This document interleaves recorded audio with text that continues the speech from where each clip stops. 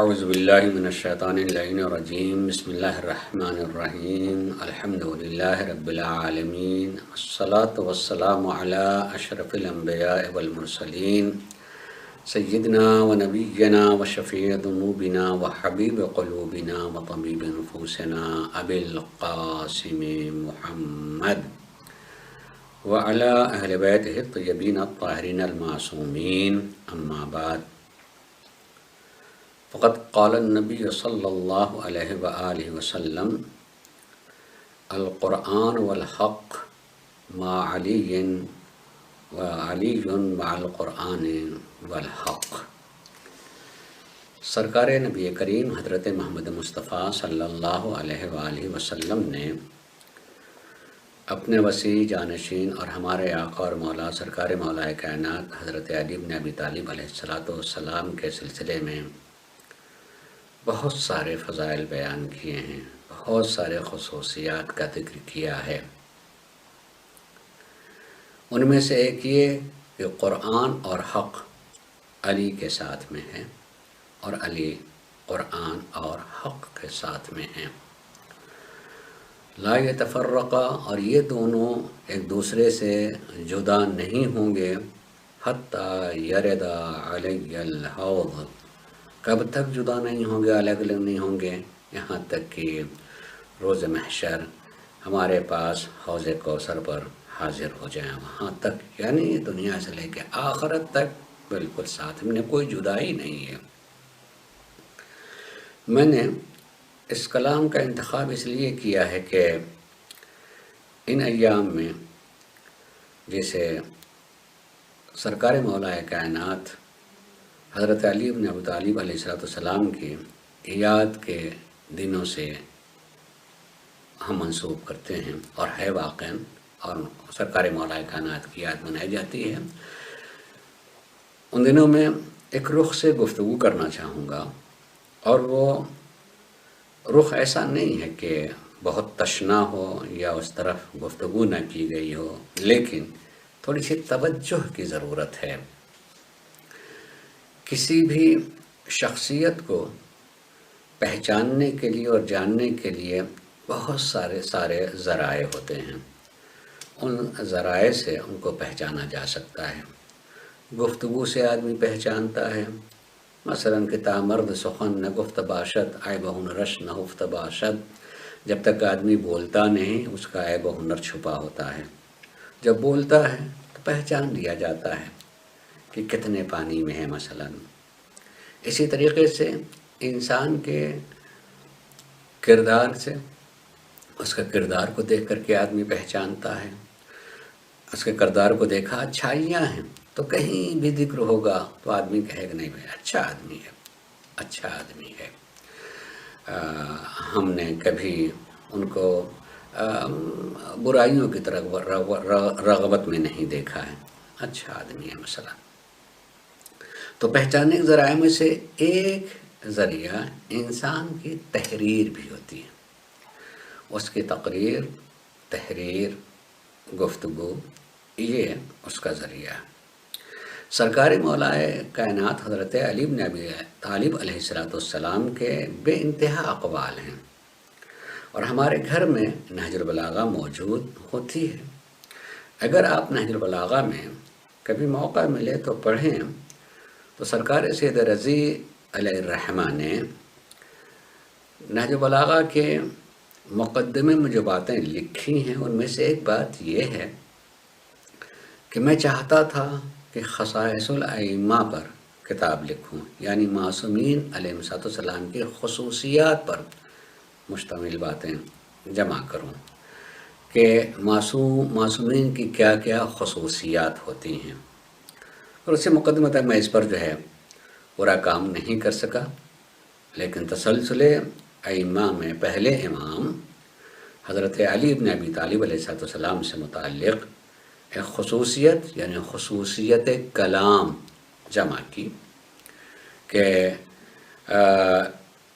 حضرت علی کی خصوصیات مثلاً شجاعت ایک بہت واضحات میں سے ہے، جود و کرم بہت واضحات میں سے ہے کہ جانتے ہیں کہ ان کی خصوصیت ہے، مگر ان کے کلام کی خصوصیت سے لوگ واقف نہیں ہیں جتنا واقف ہونا چاہیے. اس لیے میں نے ان کے کلام، ان کی گفتگو، ان کی باتوں کو جمع کرنا شروع کیا کہ علی علیہ السلام صرف شجاعت ہی ان میں خصوصیت نہیں ہے، سخاوت ہی خصوصیت نہیں ہے، کرم ان کی خصوصیت خالی نہیں، بہت سارے خصوصیات میں خصوصیت ان کی گفتگو کی، ان کی بات کی. جیسے بات کر رہے ہوتے ہیں تو وہ بات کے اعتبار سے بھی ان کا کلام امام کلام ہے، یعنی کلام الامام امام الکلام. امام علی کا کلام دوسرے کلام میں، دوسرے لوگوں کی گفتگو اور باتوں میں نمایاں ہے، بالکل جس سے وہ بھی دوسرے کلاموں کا امام و رہبر نظر آئے گا. وہ خود اس مقدمے میں لکھتے ہیں کہ ہم نے جب جمع کیا اور جمع کرنے میں کم سے کم 3 حصے ہم نے تقسیم کیے، خطبات جو لوگوں کے درمیان آپ نے خطبے دیے ہیں وہ، اور جو لوگوں کو آپ نے کچھ لکھا ہے، تحریر کیا ہے مکتوبات، اور جو چھوٹے چھوٹے ان کے کلمات ہیں جو نصیحت اور واعظ و نصیحت پر مشتمل ہیں، جمع کیا. اور یہ لوگوں کے سامنے دھیرے دھیرے آنے لگے، لوگوں نے بہت پسند کیا. اور میں نے ان مجموعے کو، چونکہ اس میں بہت ہی فصاحت و بلاغت پائی جاتی ہے، اس فصاحت و بلاغت کو سامنے رکھتے ہوئے اس کا نام رکھا نہج البلاغہ. تو گویا کہ آپ کی نگاہ میں یہ بتانا مقصود کہ علی صرف شجاع ہی نہیں تھے، علی صرف عبادت گزار ہی نہیں تھے، علی صرف سخی ہی نہیں تھے، علی صرف کریم ہی نہیں تھے، بلکہ ان میں ایک عظیم خصوصیت کلام کے اعتبار سے پائی جاتی ہے کہ ان جیسا کوئی گفتگو کرنے والا، کوئی خطیب، کوئی بات کہنے والا کہ چھوٹی سی بات میں بہت بڑی بات کہہ دی جائے، یہ ان کی خصوصیت ہے. تو گفتگو سے پہچانا جاتا ہے. میں چاہوں گا کہ 3-4 دنوں میں گفتگو کا ایک رخ کہ جو آپ نے تحریر فرمایا، جو آپ نے لکھا ہے، ان تحریروں میں کچھ تحریر وصیت کے نام سے ہے، یعنی آپ نے وصیت کی ہے. وصیت یعنی نصیحت، جو نصیحتیں آپ نے کی ہیں، ان نصیحتوں کو، ان کے جملوں کو پڑھا جائے، کس قدر تعمیری ہیں، کس قدر واقع سوچ اور فکر کو بڑھاوا دینے والی ہیں. کھویا ہوا انسان ان گفتگو اور ان وصیتوں کی روشنی میں اپنے کو پا لے گا اور اس کو محسوس ہوگا کہ واقعاً جو ہے میں نے کیا پایا ہے اور کیا کھویا ہے، کس قدر جو ہے ہم کھوئے ہوئے ہیں، اور ابھی عمر کے کچھ زمانے باقی ہیں تو ہم اس میں اپنے کو پا سکتے ہیں. ان میں سے وصیتیں تو بہت ہیں. 1 سال میں نے ان وصیتوں کا ذکر کیا ہے جو آپ نے ضربت کے بعد وصیت کی ہے، اور پوری وصیت کو میں نے پڑھا بھی ہے، لیکن اس کے علاوہ بھی وصیتیں ہیں. ایک وصیت نہج البلاغہ میں موجود ہے اور مکتوبات میں نمبر کے اعتبار سے 31 نمبر کی یہ وصیت ہے. اور یہ وصیت آپ نے ایک سفر ہی میں، یعنی جب جنگ صفین میں گئے تھے اور جنگ فتح کرنے کے بعد، جنگ کے خاتمے کے بعد جب آپ واپس ہونے لگے تو راستے ہی میں آپ نے ایک وصیت لکھی اپنے اولاد کے لیے، اور خصوصیت کے ساتھ ذکر ہے کہ اپنے فرزند حضرت امام حسن مجتبیٰ علیہ السلام کو مخاطب کر کے یہ وصیت کی ہے. اگرچہ اگر روایات کو دیکھیں تو اس میں ایک یہ بھی ذکر ہے کہ آپ نے اپنے فرزند محمد حنفیہ کو مخاطب کر کے لکھا ہے، لیکن سید رضی نے جب اس کو نقل کیا ہے تو اس میں خصوصیت کے ساتھ امام حسن مجتبیٰ کے نام سے اس وصیت کا ذکر فرمایا ہے کہ سرکار مولا کائنات نے اپنے فرزند، بڑے فرزند امام حسن مجتبیٰ علیہ السلام کے نام یہ وصیت لکھی، مخاطب ان کو کیا ہے. مگر جب آپ پڑھیں گے تو بہت سارے سوالات آپ کے ذہن میں پیدا ہوں گے. ان میں سے ایک یہ کہ ایک معصوم سے وصیت کر رہا ہے، لب و لہجہ نہیں لگ رہا ہے کہ ایک معصوم سے گفتگو کر رہا ہے، جیسے خدا نے کردہ لگ رہا ہے کہ ایک عام درجے کا انسان، ایک عام درجے کے انسان سے گفتگو کر رہا ہے. آپ کا جب یہ سوال ذہن میں پیدا ہے تو ہمیشہ سوال کی بنیاد پر پریشان نہیں ہونا چاہیے، اس کے جواب تلاش کرنا چاہیے، حل تلاش کرنا چاہیے۔ آپ ایک لمحے کے لیے سوچیں کہ اگر کوئی بات ایک معصوم سے معصوم کے درجے کے اعتبار سے کر رہا ہے تو اس کا تعلق ہم سے نہیں ہے، اس کا کوئی تعلق ہم سے نہیں ہے، اس لیے کہ وہ اپنے مرتبے سے، اپنے درجے سے ایک معصوم کا فریضہ غیر معصوم کے لیے ایک امام کا فریضہ امام کے اعتبار سے بالکل ہم سے الگ ہے۔ وہ اگر معصوم کے درجے پر رہتے ہوئے معصوم سے گفتگو کر رہے ہیں تو اس کا کوئی تعلق ہم سے نہیں ہے، لیکن معصوم ہوتے ہوئے بھی ایک مرحلے میں معصوم باپ ہے، اور جب باپ ہے تو اس کی اولاد بھی ہے۔ اب وہ عصمت کے درجے سے اور اس مرحلے سے اور اس مرحلے کی گفتگو کو نہیں بلکہ ایک رشتے کے اعتبار سے گفتگو کر رہے ہیں، تاکہ جن کی آپ امامت کر رہے ہیں ان میں یہ رشتے پائے جاتے ہیں، ان کو ہدایت مل سکے۔ لہذا سرکار مولا کائنات یقیناً معصوم ہیں، ان کا فرزند امام حسن مجتبی معصوم ہیں، ان کو مخاطب کر کے گفتگو کر رہے ہیں، مگر امامت کے رشتے سے نہیں بلکہ باپ اور بیٹے کے رشتے سے، تاکہ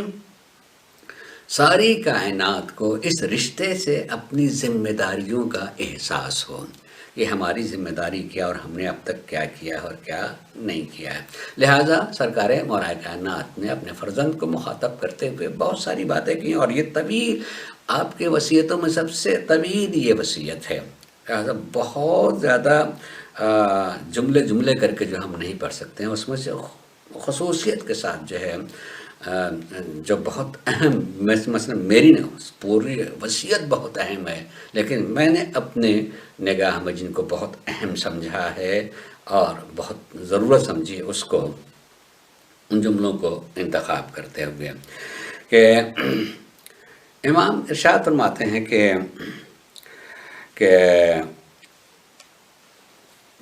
میرے فرزند، میں نے محسوس کیا کہ تم میرے جز ہو۔ جز کی طریقے سے بلکہ لفظ جو استعمال کیا، فرماتے ہیں کہ وَوَجَدْتُكَ بَعْضِي، میرے فرزند میں نے تجھ کو اپنا ہی حصہ پایا ہے، اپنا جز پایا ہے۔ بل وَجَدْتُكَ كُلِّي، بلکہ میرے فرزند میرا حصہ نہیں بلکہ میں ہی ہوں، میرا ہی تسلسل ہے تمہاری شکل میں کل کا کل ہوں، تمہاری صورت میں کل کا کل ہوں، میرا حصہ نہیں، میرا جز نہیں، بلکہ میں نے محسوس کہ میں نے پایا کہ تم میں ہوں اور میں تم ہوں۔ یعنی اس اعتبار سوچیں، میں اس کو آسان لفظوں میں یہ کہوں کہ جب کوئی صاحب اولاد ہوتا ہے تو اولاد اصل میں اپنے ہی وجود کا تسلسل ہوتا ہے، ہم نہیں رہ جائیں گے، وہ ہوگے تو یعنی ہم اپنے اس صورت میں باقی ہیں، اپنی اولاد کی صورت میں باقی ہیں، تاکہ نسل جب تک چلتی رہے گی وہ اس کا وجود اور اس کی بقا ہوتی ہے اسی تسلسل میں۔ اسی چیز کے امام فرما رہے ہیں کہ میں نے تجھ کو اپنا جز پایا نہیں بلکہ اپنا کل پایا ہے، اور اس کل کی تعبیر کرتے فرماتے ہیں کہ لو اصابک اصابنی کأن شیئا لو اصابک اصابنی، اگر کوئی چیز تجھ تک پہنچی تو گیا مجھے ملی، اگر تمہیں خدا نے کردہ موت ہوئی تو تمہاری موت نہیں، میری موت ہے۔ اس لفظ کو استعمال کیے، کأن الموت لو اتاک اتانی، اگر موت تمہیں آئے تو خالی تمہیں نہیں موت آئی، مجھے موت آئی۔ یہ کل ہونے کا تسلسل ایک طرفہ بتا رہے ہیں کہ نہیں، تمہیں موت آئے تو میری موت آئی، لیکن خود باپ مر جائے تو اولاد کی موت نہیں ہوتی ہے، لیکن خود اولاد مر جائے تو کہتے ہیں وہ میرا وجود کا تسلسل ختم ہو گیا۔ اس لیے آپ فرماتے ہیں کہ کأن الموت لو اتاک اتانی، تمہیں آئے تو گویا مجھے آ گئے۔ پھر اس کے بعد کہتے ہیں کہ اسی چیز کو محسوس کرتے ہوئے میں نے یہ وصیت لکھی ہے، اور اس میں سے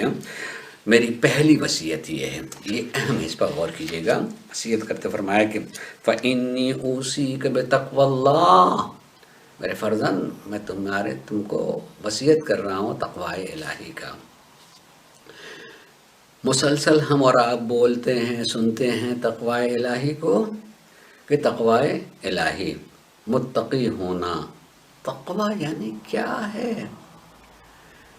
کس چیز کو تقوی کہا جائے گا؟ ہر لمحے اللہ کو پانا، یہ ایک طریقے سے تقوی اس اعتبار سے پانا کہ اگر میں نہیں دیکھ رہا ہوں تو وہ تو مجھے دیکھ رہا ہے، جس چیز کو میں نہیں جانتا ہوں وہ جان رہا ہے، میرے سارے عمل پر نظر اس کی ہے، وہ دیکھتا ہے، وہ جانتا ہے۔ اگر انسان اس اعتبار سے تھوڑے سے بھی مرحلے میں ہوگا تب بھی اس کو خود سازی کا موقع مل جائے گا۔ پہلی وصیت ہے امام کی تقوی الہی کی، کہ اللہ کو حاضر و ناظر جاننا۔ عام طور سے ہم ترجمہ کرتے ہیں اللہ کا خوف۔ خوف اس معنی میں نہیں کہ وہ ڈرنے کی چیز ہے، بلکہ خوف اس معنی میں کہ جس کے ہاتھ میں سزا اور جزا ہے وہ دیکھ رہا ہے، میں کیسے اپنے کو معذور سمجھوں؟ نہیں، وہ دیکھ رہا اس کے سامنے، جس کے ہاتھ میں سزا اور جزا ہو آدمی ہمت نہیں کرتا ہے کہ اس کی نظروں میں کوئی چیز برا کرے، اور اگر کوئی اچھا کام ہوتا ہے تو دل کے بڑھاوے کے ساتھ، یعنی بڑے حاضر و ناظر، بڑی خوشی سے انجام دیتا ہے کہ میں جو اچھا کام کر رہا ہوں کم از کم وہ دیکھ رہا ہے، جس کے ہاتھ میں جزا ہے وہ دیکھ رہا ہے کہ میں یہ اچھا کام کر رہا ہوں، اس کو ایک لطف آتا ہے، ایک مٹھاس اس عمل کی محسوس ہوتی ہے کہ جس کے لیے میں کر رہا ہوں اور جو اس کی جزا مجھے دے گا وہ مجھے کرتے ہوئے دیکھ رہا ہے۔ ایسے ہی اگر برا خدا نہیں کرتا خوف پیدا ہوگا، نہیں بڑھے گا، اور اگر بڑھ گیا ہے تو جلدی سے توبہ بھی کر لے گا۔ اور اس کے بعد آپ فرمایا کہ اے بنیہ وَلُزُومِ أَمْرِهِ، دوسری میری وصیت یہ ہے کہ اللہ کے حکم پر عمل کرتے رہنا، مضبوطی سے پکڑے رہنا، اس کے عمل کوئی تمہارے ہاتھ سے اس کا حکم جو ہے نکلنے نہ پائے، وہ اعمال کو انجام دیتے رہنا۔ لزوم امر و عمارت قلب کا بذکر، دیکھیے اس جملے پر غور کیجیے گا کہ سرکار مولا کائنات حضرت علی بن ابی طالب علیہ السلام وصیت کرتے ہوئے ارشاد فرماتے ہیں کہ اپنے دل کو تم زندہ رکھو اس کی یاد سے، اللہ کی یاد رکھو گے دل زندہ رہے گا، دل رہے گا، ورنہ دل جو ہے مردہ ہو جائے گا۔ یاد الہی، ہم اللہ کو یاد کر لیتے ہیں، اللہ کو یاد کرنا ایک الگ چیز اور اللہ کو یاد رکھنا ایک الگ چیز ہے۔ یاد رکھنے سے انسان تعمیر اپنے قلب کو زندہ رکھ سکتا ہے۔ اور ایک فرمایا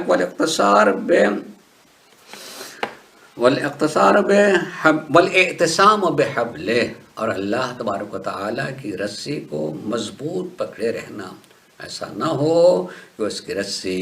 یعنی اس کا راستہ چھوٹ جائے، وہ سہارا نہ رہ جائے۔ اس لیے حکم ہے کہ معصوم نے فرمایا کہ اللہ کے حضور جب ہاتھ اٹھایا کرو تو ایک دعا کیا کرو، رب لا تکلنی الی نفسی طرفۃ عین ابدا، پروردگارا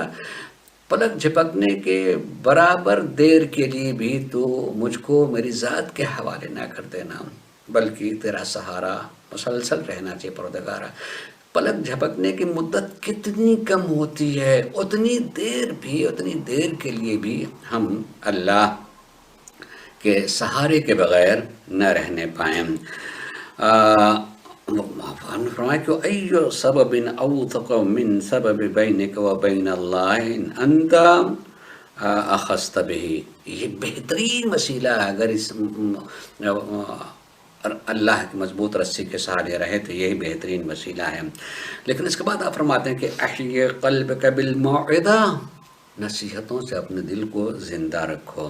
وہ امیتہ بالزہادہ، اور زہد کے ذریعے سے اپنے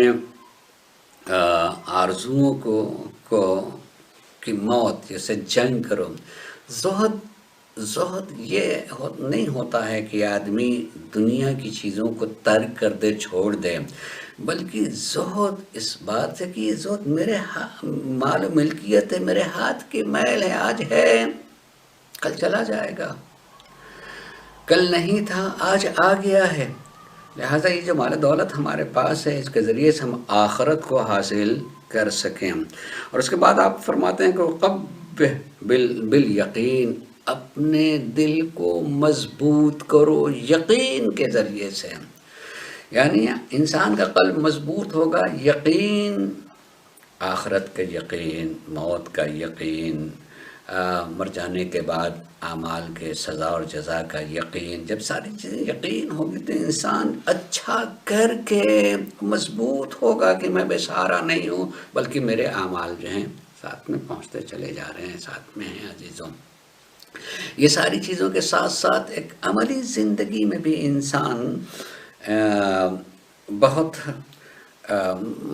متدین ہو سکتا ہے اور اچھائی کی طرف بڑھ سکتا ہے اگر ان ساری چیزوں پر عمل کرے تو۔ انشاءاللہ ایک جملے کو پڑھتا جاؤں گا۔ سرکار مولا کائنات کی زندگی کو دیکھا جائے تو آپ نے گھر کی زندگی کس قدر جو ہے منظم، تو معصوم ہیں لیکن لوگوں کے لیے کس قدر منظم زندگی گزاری ہے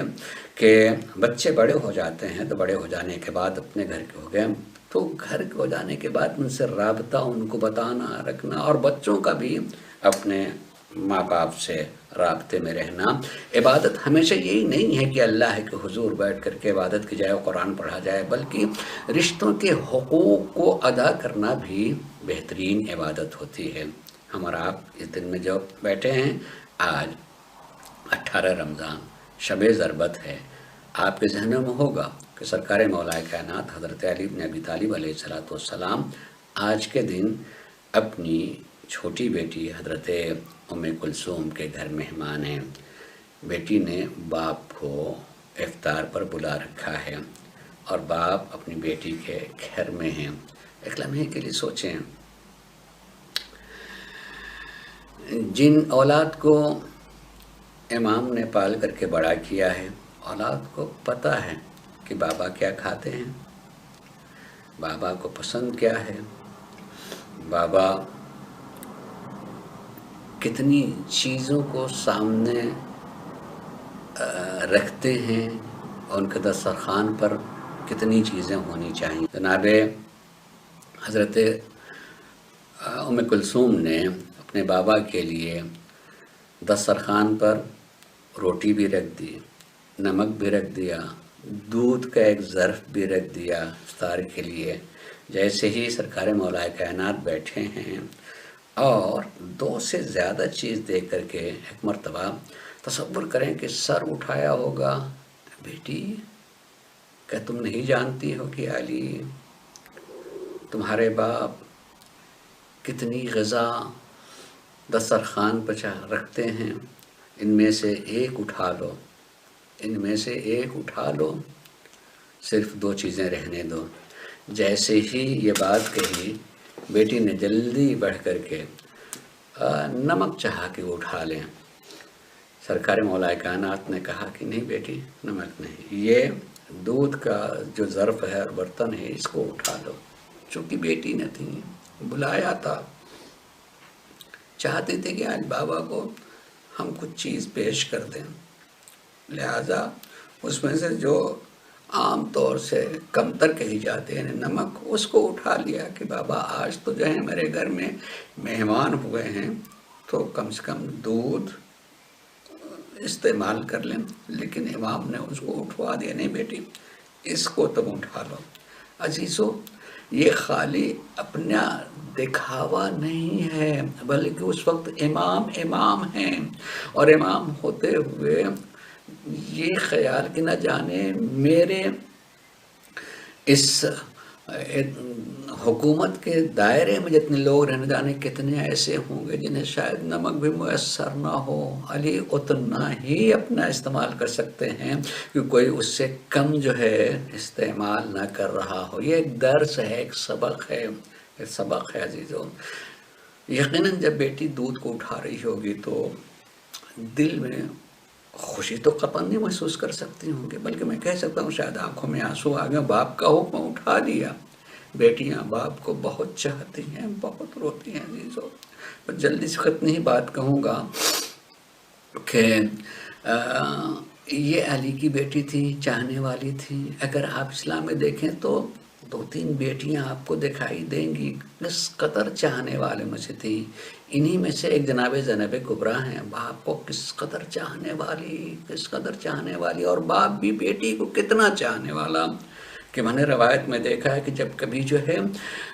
کوفے میں رہتے ہوئے جناب زینب نے کبھی بھی ذکر کیا کہ بابا روضہ رسول پہ جانے کا جی چاہتا ہے، تو علی جلدی سے اہتمام انتظام کرتے تھے اور لے کر کے جاتے تھے،